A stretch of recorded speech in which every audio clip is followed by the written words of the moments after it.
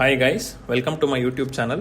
ಇದುವರೆಗೂ ನನ್ನ ಚಾನಲ್ಗೆ ಸಬ್ಸ್ಕ್ರೈಬ್ ಮಾಡ್ಕೊಂಡಿಲ್ಲ ಅಂದರೆ ದಯವಿಟ್ಟು ಸಬ್ಸ್ಕ್ರೈಬ್ ಮಾಡ್ಕೊಳ್ಳಿ ಮತ್ತು ಬೆಲ್ ಐಕಾನ್ ಪ್ರೆಸ್ ಮಾಡಿ. ನಾನು ಹೊಸ ವೀಡಿಯೋ ಅಪ್ಲೋಡ್ ಮಾಡಿದ ಕೂಡಲೇ ನಿಮಗೆ ನೋಟಿಫಿಕೇಶನ್ ಸಿಗುತ್ತೆ. So up to date information ಇರುತ್ತೆ. ಇನ್ನು ಆಲ್ರೆಡಿ ನನ್ನ ಚಾನಲ್ಗೆ ಸಬ್ಸ್ಕ್ರೈಬ್ ಮಾಡಿಕೊಂಡು ನನಗೆ ಸಪೋರ್ಟ್ ಮಾಡ್ತಿರೋ ಎಲ್ಲ ಸಬ್ಸ್ಕ್ರೈಬರ್ಸಿಗೂ ಥ್ಯಾಂಕ್ ಯು ಅಂತ ಹೇಳಕ್ಕೆ ಇಷ್ಟಪಡ್ತೀನಿ. ಇವತ್ತು ಅಕ್ಟೋಬರ್ 2024 ತಿಂಗಳ ಭವಿಷ್ಯದ ಸೀರೀಸ್ನ ಕಂಟಿನ್ಯೂ ಮಾಡ್ತಾ ಇದ್ದೀನಿ. ಈಗ ನಾನು ತುಲಾ ರಾಶಿಯ ಅಕ್ಟೋಬರ್ 2024 ಭವಿಷ್ಯದ ಬಗ್ಗೆ ತಿಳಿಸ್ಕೊಡ್ತೀನಿ. ಮೊದಲಿಗೆ ಸೂರ್ಯ ತಿಂಗಳ ಪೂರ್ತಿ ನಿಮಗೆ 12 ಮತ್ತು 1ನೇ ಮನೆಯಲ್ಲಿ ಗೋಚಾರ ಮಾಡ್ತಾನೆ. 12 ಮನೆ ಮತ್ತು 1ನೇ ಮನೆ ಗೋಚಾರ ಎರಡೂ ಒಳ್ಳೆಯ ಗೋಚಾರ ಅಲ್ಲ. ಎಸ್ಪೆಷಲಿ 1ನೇ ಮನೆಯ ಗೋಚಾರ ಅಂದರೆ ತುಲಾ ರಾಶಿಯಲ್ಲೇ ಸೂರ್ಯ ಗೋಚಾರ ಮಾಡುವಾಗ ಅವನು ನೀಚ ಸ್ಥಿತಿಯಲ್ಲಿರ್ತಾನೆ. ಸೊ ತಿಂಗಳ ಪೂರ್ತಿ ನಿಮಗೆ ಸೂರ್ಯನ ಬಲ ಇರೋದಿಲ್ಲ. ಗೌರ್ಮೆಂಟ್ ರಿಲೇಟೆಡ್ ವರ್ಕು ಪೋಸ್ಟ್ಪೋನ್ ಆಗುತ್ತೆ, ಇಲ್ಲ ನೀವು ಅಂದ್ಕೊಂಡಿರೋಷ್ಟು ಪ್ರತಿಫಲ ಸಿಗೋದಿಲ್ಲ. ಸೊ ಇಂಪಾರ್ಟೆಂಟ್ ಕೆಲಸಗಳೇನಾದರೂ ಇದ್ದರೆ ಗೌರ್ಮೆಂಟ್ ನಿಮಿತ್ತ ಅದನ್ನು ಮುಂದಿನ ತಿಂಗಳಿಗೆ ಪೋಸ್ಟ್ಪೋನ್ ಮಾಡ್ಕೊಳ್ಳೋದು ಅತಿ ಉತ್ತಮ ಅಂತ ಹೇಳ್ತೀನಿ. ಮತ್ತು ತಂದೆಯೊಂದಿಗೆ ಸ್ವಲ್ಪ ಮಾತಿನ ಚಕಮಕಿ ಆಗುವ ಸಾಧ್ಯತೆ ಇರುತ್ತೆ, ಮನಸ್ತಾಪಗಳಾಗುವ ಸಾಧ್ಯತೆ ಇರುತ್ತೆ, ಖರ್ಚಿನ ವಿಚಾರದಲ್ಲಿ ತೊಂದರೆ ಆಗುವ ಸಾಧ್ಯತೆ ಇರುತ್ತೆ. ತಂದೆಯ ವಿಚಾರದ ಖರ್ಚಿಗೆ, ವಯಸ್ಸಾದವರ ವಿಚಾರದ ಖರ್ಚಿಗೆ ನೀವು ತುಂಬ ಯೋಚನೆ ಮಾಡುವಂಥ ಪರಿಸ್ಥಿತಿ ಬರೋ ಸಾಧ್ಯತೆ ಇದೆ. ಸೊ ಖರ್ಚಿನ ವಿಚಾರದಲ್ಲಿ ಎಚ್ಚರ ಇರಲಿ. ಇನ್ನು 1ನೇ ಮನೆಯಲ್ಲಿ ಗೋಚಾರ ಮಾಡೋದ್ರಿಂದ ನಿಮ್ಮ ಆರೋಗ್ಯದಲ್ಲಿ ಏರಿಳಿತ ಆಗತ್ತೆ. ಸ್ವಲ್ಪ ಬಾಡಿ ಹೀಟ್ನಿಂದ ಸಮಸ್ಯೆಗಳು ಆಗುವ ಸಾಧ್ಯತೆ ಇದೆ. ಎಸ್ಪೆಷಲಿ ಅಸಿಡಿಟಿ, ಬ್ಲೋಟಿಂಗ್ ಇರ್ಬೋದು ಮತ್ತು ಇಂಡೈಜೆಷನ್ ಇರ್ಬೋದು. ಇದರಲ್ಲಿ ಸ್ವಲ್ಪ ಎಚ್ಚರಿಕೆಯಿಂದ ಇರಬೇಕು. ಸೊ ಹೀಟ್ ಜಾಸ್ತಿ ಆಗುವಂಥ ಪದಾರ್ಥಗಳನ್ನು ತಿನ್ನದೇ ಇರೋದೇ ಉತ್ತಮ. ಎಸ್ಪೆಷಲಿ ಚಿಕನ್, ನಾನ್ ವೆಜ್ ತಿನ್ನುವಂಥವ್ರು. ಇನ್ನು ಅದರ ಜೊತೆಗೆ ಸ್ವಲ್ಪ ಕಣ್ಣು ಉರಿ ಬರುವಂಥ ಸಾಧ್ಯತೆ ಇರುತ್ತೆ. ಡಿಜಿಟಲ್ ಸ್ಟ್ರೈನ್ ಜಾಸ್ತಿ ಆಗುವ ಸಾಧ್ಯತೆ ಇರುತ್ತೆ. ಕಣ್ಣಿನ ಹೆಲ್ತನ್ನು ಚೆನ್ನಾಗಿ ಮೇಂಟೈನ್ ಮಾಡ್ಕೋಬೇಕಾಗತ್ತೆ. ಇನ್ನು ಕುಜ ಕೂಡ ನಿಮಗೆ ಮೊದಲನೇ ಭಾಗದಲ್ಲಿ ಅಂದರೆ ಅಕ್ಟೋಬರ್ 20ನೇ ತಾರೀಕಿನವರೆಗೂ ಒಳ್ಳೆಯ ಸ್ಥಾನದಲ್ಲಿ ಗೋಚಾರ ಮಾಡೋದಿಲ್ಲ. 9ನೇ ಮನೆಯಲ್ಲಿ ಗೋಚಾರ ಮಾಡ್ತಾನೆ. ಭೂಮಿಯ ವಿಚಾರದಲ್ಲಿ ಸ್ವಲ್ಪ ಅದೃಷ್ಟದ ಸಮಸ್ಯೆ ಆಗತ್ತೆ. ಏನಾಗುತ್ತೆ ಅಂತಂದರೆ ರಿಜಿಸ್ಟ್ರೇಷನ್ ಆಗಿಬಿಟ್ರೆ ಎಲ್ಲ ಸಾಲ ತೀರೋಗುತ್ತೆ ಅಂತ ಏನೋ ಒಂದು ವ್ಯವಸ್ಥೆ ಮಾಡ್ಕೊಂಡಿರ್ತೀರಿ.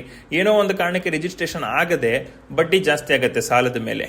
ಇಂಥ ಅದೃಷ್ಟ ಪರೀಕ್ಷೆಗಳಾಗುವ ಸಾಧ್ಯತೆ ಇದೆ. ಆದರೆ 21 ನಂತರ ಅಕ್ಟೋಬರ್ 21ರಿಂದ 30ನೇ ತಾರೀಕುವರೆಗೂ ಫೇವರಬಲ್ ಇರುತ್ತೆ.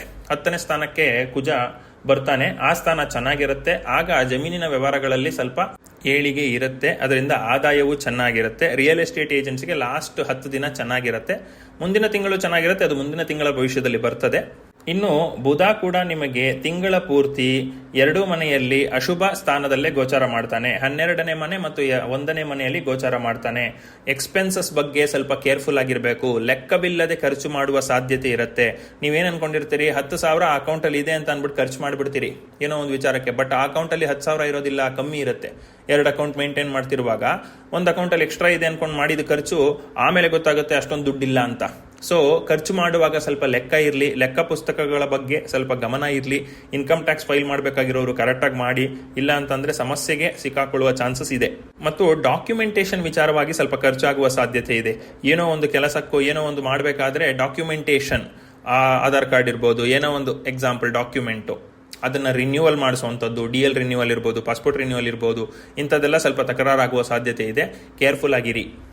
ಇನ್ನು 1ನೇ ಮನೆಯಲ್ಲಿ ಬುಧ ಗೋಚಾರ ಮಾಡ್ತಾ ಇರೋದ್ರಿಂದ ನಿಮ್ಮ ಮಾತಿನಲ್ಲಿ ಸ್ವಲ್ಪ ಅಹಂಕಾರ, ನನಗೆ ಎಲ್ಲ ಗೊತ್ತು ಅನ್ನೋ ಒಂದು ಧೋರಣೆ ಇರುತ್ತೆ. ಅದನ್ನು ಆದಷ್ಟು ಕಡಿಮೆ ಮಾಡ್ಕೊಂಡ್ರೆ ಉತ್ತಮ. ಓವರ್ ಕಾನ್ಫಿಡೆನ್ಸ್ ಬೇಡ, ಕಾನ್ಫಿಡೆನ್ಸ್ ಇರಲಿ, ಆಯ್ತಾ. ಇನ್ನು ಶುಕ್ರ ನಿಮಗೆ ತಿಂಗಳ ಪೂರ್ತಿ 1 ಮತ್ತು 2ನೇ ಮನೆಯಲ್ಲಿ ಗೋಚಾರ ಮಾಡ್ತಾನೆ. ಇವೆರಡೂ ಶುಭ ಸ್ಥಾನ. ಆ ಕಾರಣದಿಂದ ನಿಮ್ಮ ಆರೋಗ್ಯದಲ್ಲಿ ಇಂಪ್ರೂವ್ಮೆಂಟ್ಸ್ ಇರುತ್ತೆ. ಸೂರ್ಯನಿಂದ ಸ್ವಲ್ಪ ಆರೋಗ್ಯ ಸಮಸ್ಯೆ ಅಂತ ಹೇಳದ್ನಲ್ಲ, ಸ್ವಲ್ಪ ಆರೋಗ್ಯ ಸಮಸ್ಯೆ ಬಂದ್ರೂ ಶುಕ್ರನ ಬಲದಿಂದ ಆರೋಗ್ಯ ಇಂಪ್ರೂವ್ಮೆಂಟ್ ಆಗುತ್ತೆ. ಪ್ರೀತಿ ಪ್ರೇಮದ ವಿಚಾರದಲ್ಲಿ ಪ್ರಗತಿ ಇರುತ್ತೆ. ಮತ್ತು ನಿಮ್ಮನ್ನು ನೀವು ಸ್ವಲ್ಪ ಬ್ಯೂಟಿ ಕಾನ್ಷಿಯಸ್ ಆಗಿ ಗ್ರೂಮ್ ಮಾಡ್ಕೋತೀರಾ ನಿಮ್ಮನ್ನು ನೀವು. 2ನೇ ಮನೆ ಗೋಚಾರದಿಂದ ಸ್ವಲ್ಪ ಉಳಿತಾಯದಲ್ಲಿ ಹೆಚ್ಚಳ ಆಗುತ್ತೆ. ಅಂದರೆ ನಿಮಗೆ ಸ್ಯಾಲ್ರಿ ಜಾಸ್ತಿ ಆಗ್ಬೋದು, ಇಲ್ಲ ಪ್ರಮೋಷನ್ ಸಿಗುವಂಥ ಚಾನ್ಸಸ್ ಇರುತ್ತೆ, ಇಲ್ಲ ನೀವೇ ಕೆಲಸನ ಸ್ವಿಚ್ ಮಾಡ್ಬೋದು. ಸ್ವಿಚ್ ಮಾಡಿ ಜಾಸ್ತಿ ಸಂಬಳ ಆಗುತ್ತೆ, ಇಲ್ಲ ಹಿಂದೆ ಯಾವುದೋ ಒಂದು ಇನ್ವೆಸ್ಟ್ಮೆಂಟ್ ಮಾಡಿದೆ ಅದರಲ್ಲಿ ರಿಟರ್ನ್ಸ್ ಇವಾಗ ಬರುತ್ತೆ. ಒಟ್ಟಿನಲ್ಲಿ ಆದಾಯ ಚೆನ್ನಾಗಾಗತ್ತೆ. ಫ್ಯಾಮಿಲಿ ಮೆಂಬರ್ಸ್ ಜೊತೆ ಒಳ್ಳೆ ಟೈಮ್ ಕಳೀತೀರಿ. ಫ್ಯಾಮಿಲಿ ಮೆಂಬರ್ಸ್ ಜೊತೆ ಒಳ್ಳೆ ಮಾತುಕತೆಯಲ್ಲಿ ತೊಡಕೋತೀರಿ.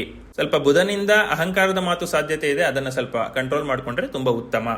ಯಾರಾದರೂ ಸಂತಾನ ಅಪೇಕ್ಷೆ ಮಾಡ್ತಾ ಇದ್ರೆ ಈಗ ಸಂತಾನ ಸಾಧ್ಯತೆ ಇದೆ. ಸೊ ಅದರಲ್ಲಿ ಯು ಕ್ಯಾನ್ ಗೋ ಅಹೆಡ್ ಅನ್ನೋ ತರ ಇದೆ. ಇನ್ನು ಸೂಕ್ತ ವಯಸ್ಕರಿಗೆ ಗಂಡು ಅಥವಾ ಹೆಣ್ಣು ಸಿಕ್ಕಿ ಮದುವೆ ಸೆಟ್ ಆಗುವ ಸಾಧ್ಯತೆ ಇದೆ. ನವೆಂಬರ್ 15ರ ನಂತರ ಮದುವೆ ಮಾಡಿಕೊಂಡ್ರೆ ಉತ್ತಮ. ಇನ್ನು ಗುರು ನಿಮಗೆ 8ನೇ ಮನೆಯಲ್ಲಿ ಗೋಚಾರ ಮಾಡ್ತಿದ್ದಾನೆ. ಸೊ ಗುರುಬಲ ಇಲ್ಲ. ಆರೋಗ್ಯ ವಿಚಾರದಲ್ಲಿ ಎಚ್ಚರಿಕೆ ಇರಬೇಕು. ಯಾವುದನ್ನ ನೀವು ಏನು ಸಮಸ್ಯೆ ಇಲ್ಲ ಅಂತ ಇಗ್ನೋರ್ ಮಾಡಿರ್ತೀರಿ ಅದೇ ದೊಡ್ಡ ಸಮಸ್ಯೆ ಆಗಿ ಕಾಡುವ ಸಾಧ್ಯತೆ ಇರುತ್ತೆ. ಸೊ ಇಗ್ನೋರೆನ್ಸ್ ಬೇಡ. ಏನಾದ್ರೂ ಒಂದು ತೊಂದರೆ, ಆರೋಗ್ಯದಲ್ಲಿ ತೊಂದರೆ ರಿಪೀಟೆಡ್ ಆಗಿ ಬರ್ತಾ ಇದೆ ಅಂತಂದ್ರೆ ಅದಕ್ಕೆ ಹೈಯರ್ ಚೆಕಪ್ ಏನ್ ಮಾಡಿಸ್ಕೋಬೇಕು ಮಾಡಿಸ್ಕೊಂಡು ಒನ್ಸ್ ಅಂಡ್ ಫಾರ್ ಆಲ್ ಅದನ್ನ ಸಾಲ್ವ್ ಮಾಡ್ಕೊಂಡ್ಬಿಟ್ರೆ ಅತಿ ಉತ್ತಮ. ಆರೋಗ್ಯ ವಿಚಾರದಲ್ಲಿ ತುಂಬಾ ಕೇರ್ಫುಲ್ ಆಗಿರಬೇಕು.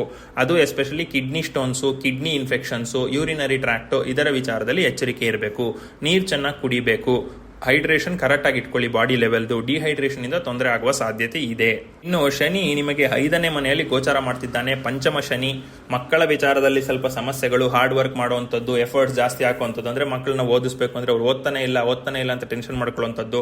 ಇಲ್ಲ ನೀವೇ ಒಂದು ಹೈಯರ್ ಎಜುಕೇಶನ್ ಟ್ರೈ ಮಾಡ್ತಿದ್ರು ಅದರಲ್ಲಿ ಸ್ವಲ್ಪ ಕಷ್ಟಗಳಾಗುವಂಥದ್ದು, ಎಫರ್ಟ್ಸ್ ಜಾಸ್ತಿ ಬೇಕಾಗುವಂಥ ಅವಶ್ಯಕತೆ ಇರುವಂಥದ್ದು.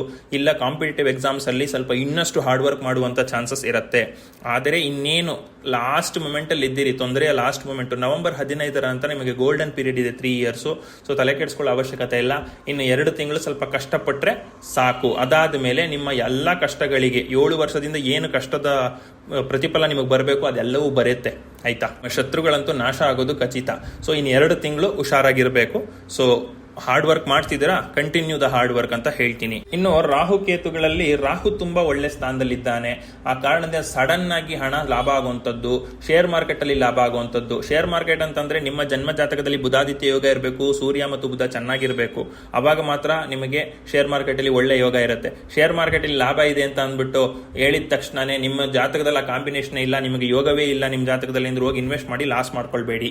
ಕೇತು ಸ್ವಲ್ಪ ಒಳ್ಳೆ ಗೋಚಾರದಲ್ಲಿಲ್ಲ, ಬಟ್ ಅಷ್ಟು ತಲೆ ಕೆಡಿಸ್ಕೊಳ್ಳೋ ಅವಶ್ಯಕತೆ ಇಲ್ಲ. ಯಾಕೆಂದ್ರೆ ತುಲಾ ರಾಶಿಯವರು ಕಳೆದ 7 ವರ್ಷದಿಂದ ಎಂತೆಂಥ ಕಷ್ಟನೋ ನೋಡ್ಬಿಟ್ಟಿದ್ದೀರಿ. ಈಗ ಹೆಂಗಾಗ್ಬಿಟ್ಟಿದೆ ಅಂತಂದ್ರೆ ಏನ್ ಕಷ್ಟ ಬಂದ್ರು I am ready to face it ಅನ್ನೋ ಪರಿಸ್ಥಿತಿಗೆ ತಂದು ತಲುಪಿಸ್ಬಿಟ್ಟಿದ್ದಾನೆ ಶನಿ. ಅಷ್ಟು ಸ್ಟ್ರಾಂಗ್ ಮಾಡ್ಬಿಟ್ಟಿದ್ದಾನೆ ತುಲಾ ರಾಶಿಯವ್ರನ್ನ. ಇನ್ನು ಒಳ್ಳೆ ಸಮಯ ಇದೆ, ತಲೆ ಕೆಡಿಸ್ಕೊಳ್ಳೋ ಅವಶ್ಯಕತೆ ಇಲ್ಲ. ಇನ್ನು ತಿಂಗಳಿನಲ್ಲಿ ಎಚ್ಚರವಾಗಿರಬೇಕಾದಂತ ದಿನಾಂಕಗಳನ್ನ ಹೇಳ್ತೀನಿ. ಆ ದಿನಾಂಕಗಳಲ್ಲಿ ತುಂಬಾ ಇಂಪಾರ್ಟೆಂಟ್ ಡಿಸಿಷನ್ಸ್ ತಗೊಳಕ್ ಹೋಗ್ಬೇಡಿ. ಮತ್ತು ಏನಾದ್ರೂ ಡಿಸಿಷನ್ ತಗೊಳ್ಳೋದಿದ್ರೆ ಪೋಸ್ಟ್ಪೋನ್ ಮಾಡೋ ಸಾಧ್ಯತೆ ಇದ್ರೆ ಪೋಸ್ಟ್ಪೋನ್ ಮಾಡ್ಕೊಳ್ಳಿ. ಇಲ್ಲ ಅಂತಂದ್ರೆ ತಗೊಳ್ಳೇಬೇಕು ಅಂದ್ರೆ ತುಂಬಾ ಯೋಚನೆ ಮಾಡಿ, ಎಲ್ಲ ಆಸ್ಪೆಕ್ಟ್ ಯೋಚನೆ ಮಾಡಿ ಆಮೇಲೆ ನಿರ್ಧಾರ ತಗೊಳ್ಳಿ. ಆ ಡೇಟ್ಸ್ ಯಾವುದು ಅಂದ್ರೆ 2ನೇ ತಾರೀಕಿಂದ 4ನೇ ತಾರೀಕು, 7ನೇ ತಾರೀಕಿನಿಂದ 9ನೇ ತಾರೀಕು, 11ರಿಂದ 15ನೇ ತಾರೀಕು, 16ರಿಂದ 24ನೇ ತಾರೀಕು, 27ರಿಂದ 30ನೇ ತಾರೀಕು.